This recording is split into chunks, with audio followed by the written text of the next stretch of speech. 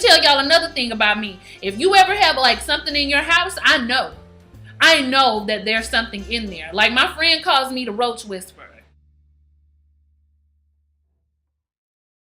Hey, what's up everybody? It is your girl JoJo and I'm coming to you with a review for Marriage Boot Camp Season 12. Episode 4 or 5. Y'all know I'm terrible, but I'm gonna have it right on the screen. So y'all know last week, Brandy sat down in Jim's lap, did some flicked twerk. I don't know what that was. And then she pulled her titties out, okay, and told everybody to look. And she also did this while her dad was around. Okay, that's another thing. We carry over into this episode, and Chrissy is still upset about it. Now, let me just say, when you are going to be on a reality show, if you know who's going to be on it with you, it would behoove you to research. I don't know if they knew who was coming or not. They probably didn't. But once you find out, if you got your phone there, you need to do some research on that person, because everybody who is anybody who has watched Love and Hip Hop from start to finish, they know that one thing Chrissy do not play about is her man. All right, she do not play about Jimmy. She don't care who you are. And I wouldn't even really say that Chrissy is insecure, although I can see how people would think that, but I don't think that Chrissy is insecure. I don't even think that she's very jealous, but she is very possessive over that man.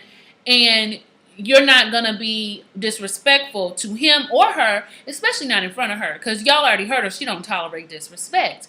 Well, Miss Brandy must then know this. And I'm not really sure what in Brandy's mind made her think that this was okay. First of all, I feel like she is attracted to Jim. I also think she's attracted to Chrissy. I think that Brandy is attracted to whoever is attractive, and she likes them. But you can't tell me that she did not plan to do something that night to show herself. I don't think she was just drunk, because who walks around with, you're not nipple clamps, but what do you call them? Pasties. Who walks around with them on? The only time I've ever worn a pasty is if I'm wearing something that I need to cover up my nipples. And my titties don't sit up like that. So I really don't be having them out. But, you know, there's been some occasions. So I'm just like, you plan to do that and you can't tell me otherwise. And it was disrespectful. And I don't blame Chrissy for being annoyed with Brandy. You know, once somebody show you who they are, you got to start treating them how they showed you. That's what we pick up when we start this episode. So a few things we need to talk about. I'm trying to think where I want to go first, because I'm not editing, so I got to get right. Okay, let's talk about the challenge. Let's just get straight into the challenge. There's going to be a challenge where the boot campers have to go camping as families, and they have to really support and be there for one another, or they're not getting back in the house. Not only do you have to go camping, but you have to be able to provide your own food. You got to build a fire. You got to pitch a tent. You got to go fishing. You got to do all of this stuff. And you got the different groups kind of freaking out. You know, the city people. Okay, the Grazianos, the Joneses, the city folk. They ain't for no fishing and camping. That is not how they have rolled in life. I'm a country girl, but we didn't do a whole lot of camping. But I think if somebody were to throw me into a situation where I had to, I would definitely be able to figure it out just from the, you know, a lot of the country antics I do have. But Brandy says she's not worried because her family used to go camping several times out of the year. So her and Guy got this. The Grazianos, like I said, are freaking out. The Joneses are freaking out. And Matt, Amber, and the mama are just kind of in between, I'm guessing. And I'm going to talk about Matt in a minute. So they get out there and they start their challenge. Now, you got the Jones family. Chrissy is obviously still mad at Jim. You can tell. She's not really participating when normally it's Jim that's not participating. Jim is very hands-on, so is Mama Jones. And Chrissy is just kind of frustrated, aggravated, not really wanting to do anything, and just being kind of lackadaisical, which is usually not like her. The Grazianos, they got in there and they got it done. I was very impressed with how well they work together, and I'm kind of figuring them out. The Grazianos are the type of family, like, have y'all ever met people who, I'm talking real fast, y'all just had some coffee, but have y'all ever met families who, they don't really communicate that well? Like, if you were to ever sit them down, they would for sure start an argument with each other, but when it comes to getting stuff done, that family rides for one another, unlike any family you've ever seen. That's the Grazianos. They can't talk to each other worth nothing. But when it comes to being there for one another and getting some work done, they do get it done. And you can just tell that they're that type of family. Renee is very take charge. I think in the beginning of the episode, they had a conversation. Yes, they had a conversation with Renee about her pill addiction. I wasn't trying to skip over that part, but it was just, it was more along the lines of she took a Xanax from Brandy. Brandy was not aware that that was part of her pill addiction. Renee just says that she needed to sleep, and she's been feeling really anxious, and she's kind of been feeling these urges, and the doctors are just going to have to keep an eye on Renee to make sure she doesn't relapse and she is managing herself well, okay? Brandy talked about she not a drug dealer. I said, shut up, Brandy. I'm starting not to like Brandy. Okay, so anyway, so that's the Grazianos and their thing, okay? So then you have Brandy and Guy. Now, these two said they was going to knock it out the park, but for whatever reason, Guy is not participating like he said he was going to, okay? Guy is pretty much letting Brandy handle everything. The things that Brandy has said about Guy, about how he's a party dude and how he can pull the wool over everyone's eyes, I can definitely see that in Guy. He kind of strikes me as lazy. He's not really that great of a father figure. He kind of acts like he's Brandy's homeboy, almost. He doesn't know how to comfort her. He doesn't know how to speak to her in a fatherly way. He says things to me that are creepy, you know, for a father to say to a daughter or for a father to approach a daughter. So I don't know. Guy is just one of those people that maybe had never stepped into fatherhood. He doesn't really know how to do it or something. It's just weird. But he's not helping her. And so Brandy's frustrated trying to do it on her own. Jim comes over to help because they've got their tent done.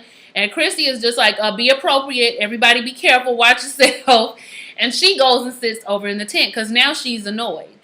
Brandy's uncomfortable. She doesn't want Chrissy to be mad at her. Jim goes over to her and is like, girl, what is your problem? See, this is what you do. This is what you always do. You get mad and then you just like start acting standoffish and passive. And she's just sitting in the tent.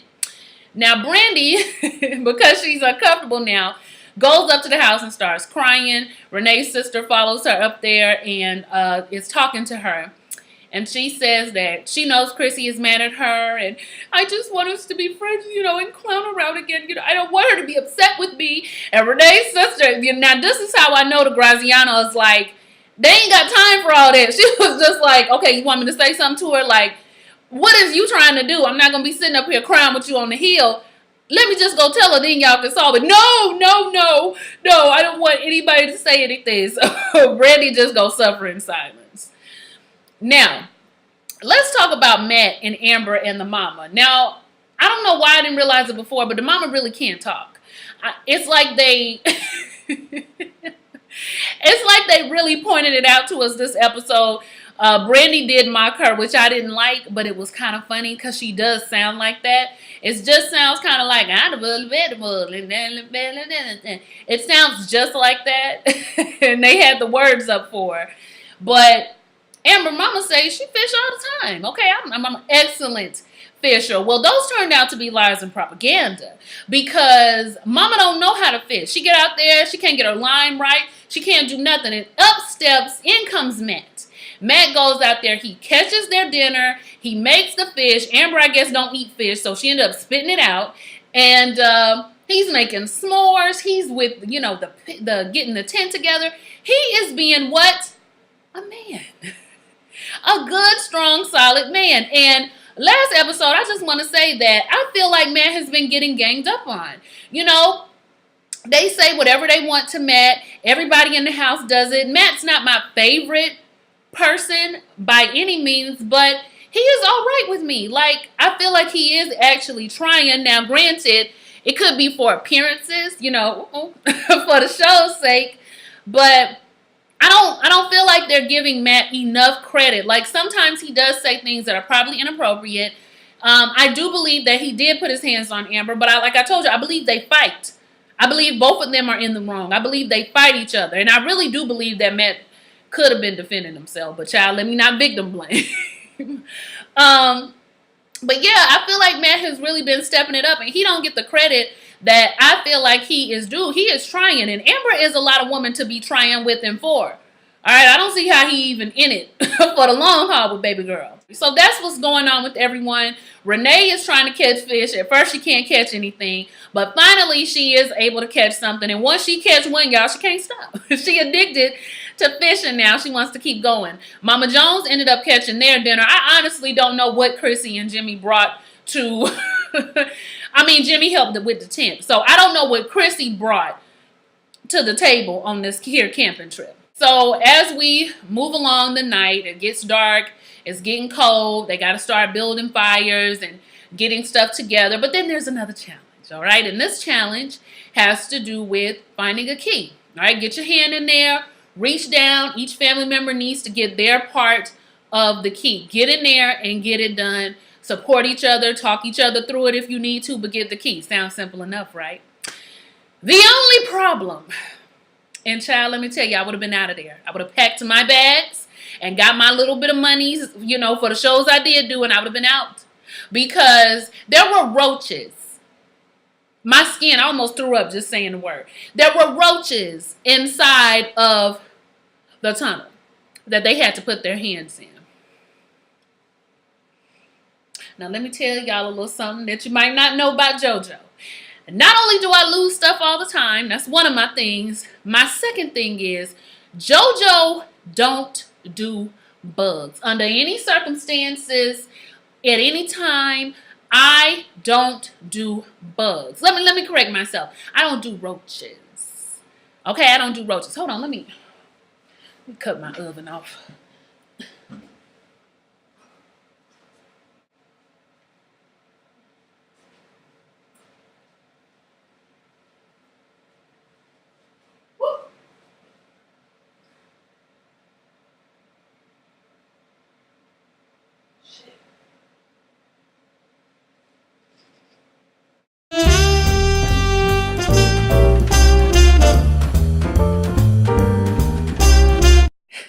Hey, what's up, y'all? It's your girl JoJo, and I'm back. What you just witnessed, live in action, like literally as I was doing the review, was me coming in contact with a roach. I'm telling you, I could not make this up. So I do not do roaches, really, under any circumstances. So just now, when I went to go turn my oven off, I decided that I was going to make my food while I was, you know, going over there to the oven. Might as well just put my food in. So I go into over here by our garage to go get the aluminum foil. And what is waiting on me but one that has died because it came in. Y'all know where the washer and dryer hooks up at. We've had problems, you know, right there before. And so that's like a passageway to the outside. And I think they, you know, I think one came through there. I figured it was going to happen because it's really cold outside. And y'all know bugs, they like to try to find warmth. It's Houston, so it does happen. But, oh, every time, I'm telling you, my heart just pitter-patters so hard. And, y'all, I had to cut off the video. I had to get worked up. I literally, y'all, just now, I had on a full combat boot, okay? This is what I have to use when I got to kill something because I get so nervous about bugs. So, I cannot believe that happened while I was doing the video. But it was already dying because, y'all know, we got pest control and we do our own pest control too. Okay, I had some of that white powder down. Y'all go get y'all some boric acid. I done put my whole, everybody in Columbia, South Carolina is on boric acid probably because of me. Put that down, honey. I'm telling you, it works every single time. It was already, you know, getting to the point where it was about to die, and I just took it on out with the combat boot. But yeah, I'm telling you, let me just tell you my little story real quick, okay, about how I am with the roach. Okay, so I grew up in the country, okay, Greenville, South Carolina, Simpsonville to be exact, and, you know, I grew up in a trailer, you know, just keeping it real with y'all, and, it was a lot of things that I saw growing up, and let me just tell you, parents out there, do not, if you have a phobia for something, try not to let your children know or see, because I was scared of a lot of things that my mother was scared of. You know, when I saw my mama freaking out, I freaked out. So no matter what it was, I would have an issue with it. My grandma, on the other hand, is very calm around anything. Like, she might be disgusted, but she can pretty much handle it because she's a country girl herself. My mom freaks out all the time. I had never seen a water bug, which is a really big roach, until I moved to Columbia, South Carolina. There's a lot of water there, and I was in college, and I went to get something to eat late at night, and I'm walking through the little courtyard, and I just see stuff moving, and I'm like, hold the hell up. What is going on, y'all? I look down, and I see the biggest roaches I have ever seen in my life. They are like Men in Black big. And I was not prepared for that because, like I told y'all, I didn't grow up seeing them in my house. I saw a whole bunch of other stuff, you know, outside of the house. You know, when you live in the country, you see a lot of bugs. Lightning bugs, I used to catch them with my hands. Cricket, you know, all kind of stuff. But never seen anything like that. And it freaked me out. So it got to the point where I didn't like going nowhere on campus in the courtyard at night. Like, if it involved being on the courtyard, I wasn't going unless I was going with somebody else who I felt like could protect me from the roach. Okay, I was really, really scared. When we moved into our college apartment housing, we had a few problems at first. But the second time that we moved into a different apartment, same complex, okay, in the college housing, you guys, you would have thought they was putting down sugar water. We had water bugs every other day. They was all over the place. They would be like in our paper. Like, it was so disgusting. And I could not figure out why we had this problem. And we didn't have it in our old place. So I'm not really sure what was going on. They kept saying, you know, oh, you guys, it could be the neighbors. Well, correct the neighbors. Because we're in here trying to do the best we can. And that's when I discovered boric acid, actually. I got so freaked out by it, and I could never kill it. I would always call for help and reinforcement and somebody to come get them and somebody to come kill them. Like, I couldn't do it. Finally, it got to the point where I was living by myself. I think I was like 23 or 24. I got my first apartment by myself. I was really boosted, but I knew the time would come where I would have to kill a roach alone because I had no roommate. You know, this is my first time not having a roommate. So the first time I saw one, I got a broom and I beat the hell out of it, y'all. And I was so proud of myself because, like I said, I don't do roaches. I don't think y'all understand. I'm talking about crying, panting, screaming, emotional, everything that you could imagine in somebody. I was a mess. And I was so proud of myself for doing it that one time. But, of course, that one time, when you live in Columbia, especially when you live in an apartment, it's almost inevitable that you will see them, especially if you live near the water, which I did. So, you know, I kind of just had wrapped my head around the fact that occasionally it was going to happen, even though every time I would cry, I would be a mess. I would sometimes have to call my grandmother for help and encouragement. And y'all, this is real talk. Like, I'm not playing with y'all. So, yeah, I've always had a phobia and a fear. When I got to Texas, I thought that we weren't going to have as many problems because we lived in a house. But, you know, there's still issues that happen from time to time, as you just saw. But definitely not as much as when I was living in an apartment. Like, it might happen, like, 2 times during the summer or something. But I knew that I needed to conquer my fear because I was just getting too old for it. And the roaches out here are bigger, but they're slower, which is amazing to me. But maybe because they're bigger than the ones in South Carolina. So I knew that I was going to have to get myself acclimated to having to kill one. So one day I was here by myself and I saw one and I was just like, I got to do this. Like, I got to kill it. Y'all, I was patting myself in the chest. I was bouncing.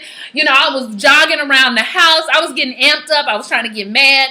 And I ran over to it and I stomped on him. And I scuffed up all kind of stuff on the floor.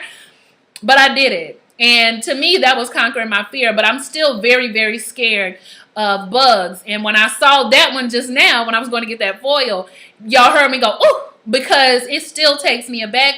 And it took me a long time, you know, to work up the nerve to, you know, pick it up, get it out the house. I don't flush them, and I don't throw them in the trash. You got to get the hell out my house.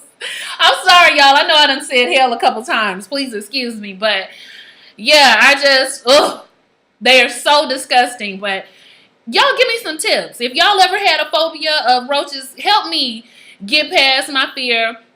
Help me, give me any tips that you have for me. I'm about to go buy a long-handled dustpan so I can be ready for them for the summer. You know, if they try to come in here, I'm about to get on doyourownpestcontrol.com and go ahead and get my spray so I can fumigate and do all that I need to do because I just don't have time for that this year. But, whew. Anyway, I done talked too long about that. I'm going to have to end up editing this video. apparently. Okay, so after they do their little challenge or whatever, they stick their hand in. Each family is equally freaked out. I think Brandy and Guy did a pretty good job. Amber is so freaked out. Matt has to like talk her through it. And she doesn't know what's inside of there. She was just like, there are things in there. So then the Grazianos go, and they're a little freaked out too. But honey, nobody was more freaked out than Chrissy, Jimmy, and Mama Jones too, kind of. I was 100% on their side. I know some people may have thought they were being babies, and I know people are like, oh, you bigger than the roach, and the roach is more scared of you. I don't give a damn about all of that. Y'all hear how much... I am really on one, but that's how much I don't like them. Tell y'all another thing about me. If you ever have like something in your house, I know that there's something in there. Like my friend calls me the roach whisperer. Because if there's one in here, like I can feel it. I can feel it, like I just know. Like when I came home today, I was looking at the floor. I was looking around because I was like, something don't feel right. If you need pest control, let me know. Because I've studied the enemy. Every bug that's out there, I have studied it. And I know what you need to do to get it up out your house. I'm telling you, I don't do rodents. I don't do anything with girth. But the Joneses were like, we're not doing this. I'm not sticking my hand back in there. And y'all, how about when Jim pulled his hand out, one of them fell out and it was like on his sweater. I would have been a crying, screaming mess. I would have had a nerve. Did y'all see how big the... Oh my gosh. I would have cussed everybody out. I would have cussed the doctor out. I would have hit that white woman. I wouldn't have hit that man, but I would have hit that white woman because, you know, we both women. I would have hit her. I would have hit production. I would have had an anxiety attack. Like those were on another level. Those were from another country. They were huge. And the doctor gonna say, y'all get back in there. I'm not getting back at nothing. Okay, I'm not doing that. I wasn't mad at Jim. I wasn't mad at Chrissy. Chrissy was like, look, at the end of the day, we did our best. Judge told her coming out there and being extra dramatic and letting everybody know what their problems were.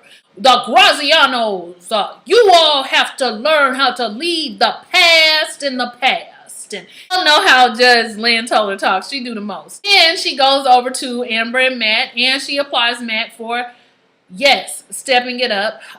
She also just kind of talks to them. I actually don't even remember what else she talked about when it involved them. But Matt definitely stepped it up for this challenge. When she gets over to the Joneses, she wants Chrissy to give Jimmy something he can solve.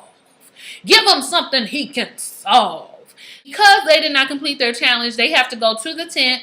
They are locked out of the house. Y'all need to sit down and y'all need to discuss what the issues are, because there is an issue. You need to tell Jimmy what you need and what you want. And she goes in there. She was like, I don't know what she's talking about.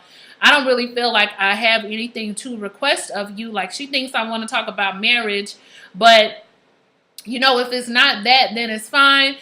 Jimmy and Chrissy, like I said, I don't believe they have the issues that we think that they have. I really don't think they have any deep issues. If anything, I feel like Chrissy, she doesn't know how to communicate with Jimmy. She kind of just fusses. But even when he doesn't do anything, she still is with him. So it's just kind of like, why change if you're going to be here? And I also feel like Jimmy doesn't know exactly what she wants to change. And sometimes I'm not sure if she knows. Because remember, Chrissy made a big deal about them not being married, but they're still not married. You know what I mean? So it's just kind of like, what do you want? But that was marriage boot camp, okay? All right, I will see you guys for Yana Fix My Life. Not sure if I'm going to do that Trina Braxton one because it's after the fact, but I might talk about it a little bit when I do my review in the morning. All right, talk to you guys soon. Thanks for watching. Bye.